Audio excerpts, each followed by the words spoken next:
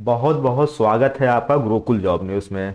देखिए, आज हम इस वीडियो में बात करने वाले हैं सोलर वाले क्वेश्चन के ऊपर। 5 चीज़ों के ऊपर हम लोग डिस्कस करने वाले हैं, जो आपकी स्क्रीन के ऊपर दिख रहा होगा। 5 क्वेश्चन क्या क्या हो सकते हैं, आइए हम लोग उसको डिस्कस कर लेते हैं एक बार। सबसे पहला क्वेश्चन आपका है कि सोलर वाला जो प्रश्न है आज वो कितने नंबर पे लगा है। दूसरा आपका जो प्रश्न है कि इसकी सुनवाई पॉसिबल है कि नहीं। तीसरा है कि जो याची करता है आपके, वो क्या क्या प्रूफ लगाया है इन्होंने और कितने याची हैं। ठीक है, बाकी आयोग का उस पर क्या जवाब है, क्या पॉसिबिलिटी है, क्या उन्होंने जवाब दिया है, वो भी हम आपको प्रूफ के साथ दिखाने वाले हैं। उसके अलावा जो आपका कौन केस जीत सकता है, यानी कि पॉसिबिलिटी की हम बात करेंगे। यहाँ पे हम एकदम 100% आपको नहीं बताएंगे, पॉसिबिलिटी की बात करेंगे। आप खुद डिसाइड करिएगा कौन केस जीत सकता है इस वाले में। आइए एक एक करके इस केस को डिस्कस करते हैं, एक एक चीज़ करके। कुछ आपको बेसिक इन्फॉर्मेशन पहले बता देते हैं सोलर वाले प्रश्न के ऊपर। देखिए, सोलर वाला जो प्रश्न है वो आपका डिवीजन बेंच में चैलेंज है। पहले आपको सबको पता है, इलाहाबाद के जो आपका इलाहाबाद बेंच है उसके अंदर 22 दिसंबर की इसकी नॉर्मल वाली डेट लगी है। ठीक है, एडिशनल के अंदर लगी है। लेकिन एडिशनल में आपको पता है कि इसमें सुनवाई होना बहुत मतलब ना के बराबर होता है, क्योंकि बहुत ज़्यादा लेट नंबर आता है, तो इसमें थोड़ा सा सुनवाई होना पॉसिबल नहीं होता है। तो इसकी वजह से क्या हुआ है कि कुछ जो आयोग ने क्या किया है, लिस्टिंग एप्लीकेशन लगाया है। तो कुछ और बेसिक इन्फॉर्मेशन देख लेते हैं। आपको सबको पता है 2 मई, तो ये ऐसा डेट है कि सबको याद हो गया होगा कि 2 मई का रिजल्ट आया है। अभी तक डीबी कंप्लीट भी नहीं हुई है और रिजल्ट रिजल्ट का तो अभी तो अता पता भी नहीं है, जो फाइनल रिजल्ट की मैं बात कर रहा हूँ। उसकी 1 महीने बाद आप देखेंगे कि 9 जून को आपका इलाहाबाद में एक केस दर्ज होता है जो कि सोलर को लेकर रहता है। ठीक है, जो याची करता है 1 महीने बाद वो जगते हैं और उसके बाद केस को रजिस्टर करते हैं। हम यहाँ पे किसी को भी नहीं कह रहे हैं, इंडिविजुअली हम किसी को भी टारगेट नहीं कर रहे हैं, लेकिन 9 जून को आपका केस रजिस्टर होता है और इसमें टोटल 18 लोग इसमें याची बनते हैं। ठीक है, आप 18 लोग की यहाँ पे लिस्ट भी देख सकते हैं। हालांकि उसके बाद यहाँ पे मैं दिखाने का एक उद्देश्य है कि यहाँ पे जो केस लड़ रहे हैं याचिकर्ता को, वो है सीमान सिंह। ठीक है, और बाकी जो आयोग की तरफ से केस लड़ रहे हैं वो है त्रिपाठी जी और सिद्धार्थ सिंगल जी। ये 2 लोग यहाँ पे आयोग की तरफ से केस लड़ रहे हैं। अब करंट सिचुएशन क्या है वो हम लोग इस पर डिस्कस कर लेते हैं। देखिए, आपको पता है कि 23 नवंबर की डेट में सिद्धार्थ सिंगल, जो कि इसके वकील हैं यूपी ट्रिपल एस सी के, उन्होंने एक लिस्टिंग एप्लीकेशन लगाई। ठीक है, कि इस केस की सुनवाई जल्द की जाए। लिस्टिंग एप्लीकेशन ये इसलिए लगाई जाती है कि केस की सुनवाई या जो केस का डेट हो जल्द से जल्द दिया जाए और इसकी सुनवाई हो सके। तो उस पे क्या हुआ है कि 29 नवंबर यानी कि आज के डेट पे इसकी सुनवाई होने वाली है। ठीक है, और कौन कौन सा नंबर लगा है, क्या लगा है, ये सारा चीज़ हम लोग डिस्कस कर लेते हैं ये।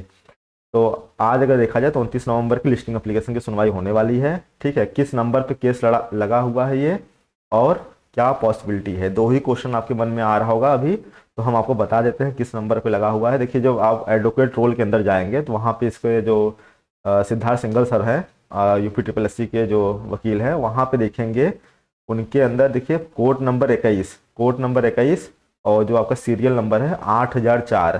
ठीक है, इसको देख के आप डर मत जाइए, उसका क्या मतलब है वो अभी आपको समझाते हैं।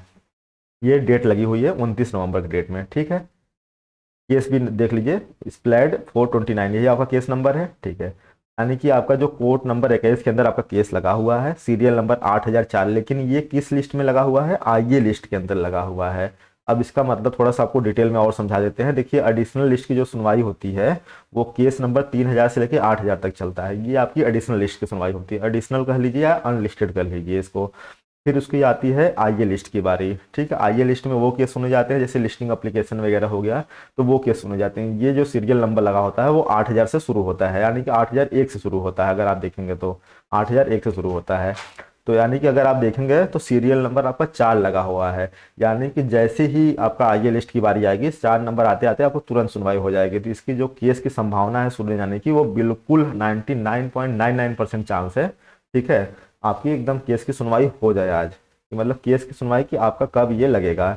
अगर ये केस की सुनवाई हो जाती है तो आप देखेंगे दिसंबर के पहले या दूसरे वीक के अंदर इसका डेट लग जाएगा और उस दिन आपकी सुनवाई होकर आपको फैसला भी आ जाएगा। आप देख लीजिए, क्योंकि इसमें सब कुछ लगाया जा चुका है। उसको डिटेल हम देख लेते हैं यहाँ पे। और क्या प्रूफ लगाया गया है याचिकर्ता की तरफ से वो भी देख लेते हैं। देखिए, कौन से बिहाफ पे इन लोग जा रहे हैं कि नहीं, जो आंसर होना चाहिए वो 30% होना चाहिए। याचिकर्ता का है कि आंसर जो होना चाहिए 30% होना चाहिए। कितना, याचिकर्ता की ये कहना है। और आयोग का क्या कहना है, जो आयोग ने आंसर भी दिया हुआ है आयोग ने बोला है 45%। ठीक है, इसके लेकर हमने एक अलग वीडियो भी बनाया है, पिछला वीडियो हम जाएंगे तो वहाँ देख लेंगे, वहाँ मैंने काफ़ी डिटेल में डिस्कस कर रखा है चीज़ों को, तो वहाँ भी देख सकते हैं। इनका क्या कहना है याचिकाकर्ता लोग का कि एक गवर्नमेंट ऑर्डर आया था। ठीक है, मतलब एक गवर्नमेंट की तरफ से एक ऑर्डर आया था और एक प्रपोजल आया था। और वो कब आया था? वो आया था 28 अप्रैल 2022 को आया था। तो उसमें ये कहा गया था कि इस वाली स्कीम के अंदर जो सब्सिडी होनी चाहिए राज्य सरकार की, वो कितनी हो जानी चाहिए? 30%। ये प्रपोजल था, ना कि कोई कानून था, ना कोई पक्का बिल, ये प्रपोजल था वहाँ पे। लेकिन आयोग के वकील का कहना है इस प्रपोजल को एक्सेप्ट ही नहीं किया गया आज तक, कभी इस प्रपोजल को आज तक एक्सेप्ट ही नहीं किया गया। यानी कि ये कर सकते हैं, जो प्रपोजल आया था उसको एक्सेप्ट नहीं किया गया, तो यानी कि वो चीज़ें तो लागू ही नहीं हुई ना। आप देखेंगे कि इसलिए आयोग के पक्ष में ये पूरा का पूरा केस जा रहा है। और ये चीज़ इन लोग भी समझ रहे हैं, याचिकाकर्ता लोग भी समझ रहे हैं। तो आप ये देखेंगे कि आयोग के जो वकील हैं उन्होंने एकदम क्लियर कट बताया है। उसके बाद सिर्फ ऐसा ही नहीं कि इन्होंने ये प्रूफ दिया है कि एक्सेप्ट नहीं हुआ, दूसरा प्रूफ भी इन्होंने दिया है। जो गवर्नमेंट साइट है यूपी कृषि वाली, मैंने उसको भी कोट किया था पिछले वाले वीडियो में, वहाँ जाके देख सकते हैं। गवर्नमेंट साइट के ऊपर क्लियरली वहाँ मेंशन है, एकदम सेम स्कीम, 2 हॉर्स पावर। ठीक है, आपका सोलर फोटोवोल्टेइक आपका जो पंप है सरफेस वाला, उसमें 45%, वहाँ एकदम क्लियरली जो क्वेश्चन है एकदम वही लाइन मेंशन है वहाँ पे। और ऐसा नहीं कि ये लाइन जो आपका ये आया है लेखपाल को उसके बाद मेंशन की गई, ये पहले से ही साइट पे अवेलेबल था, बस ये प्रपोजल एक्सेप्ट नहीं हुआ था, इसकी वजह से इन लोग छपटिया रहे हैं। और बाकी कुछ लोग जो है ये कुसुम योजना की वजह से, लेकिन कुसुम योजना वो दूसरी योजना है, वो केंद्र सरकार की योजना है। ठीक है, उससे इससे मतलब नहीं है, तो वो आप कंफ्यूज मत होइए। तो मुझे जो लगता है और जो मैं कंक्लूजन देख रहा हूँ उसमें आयोग की जीत होगी, क्योंकि उनका जो आर्गूमेंट है ना वो बहुत ज़्यादा स्ट्रांग है, स्ट्रांग आर्गूमेंट के ऊपर वो काम कर रहे हैं।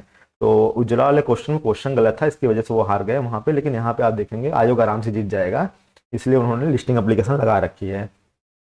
जैसे ही इसकी केस की सुनवाई हो जाती है तो जो शाम तक आपका वो रहेगा वो आपको अपडेट कर देंगे, किसी आपको वीडियो के माध्यम से कर देंगे, नहीं तो टेलीग्राम वाले माध्यम से आपको अपडेट हो जाएगा। तो अगर जो आप टेलीग्राम में नहीं जुड़े हैं तो आप जुड़ जाइए। इससे रिलेटेड मैंने सारे फैक्ट को आपको कवर कर दिया है। कैसा लगा है वीडियो जरूर बताइएगा। कोई भी डाउट है आपसे इससे रिलेटेड तो कमेंट सेक्शन में आप क्वेश्चन कर दीजिएगा, हम उसका आंसर जरूर दे देंगे। ठीक है, कोई सुझाव है, कोई आपका अपने तरफ से कोई इस वीडियो में कोई चीज़ रह गई है तो आप वहाँ पे भी लिख सकते हैं, हम उसको जरूर देखेंगे। चलिए आपसे मिलते हैं एक नई वीडियो में, तब तक के लिए जय हिंद, टेक केयर।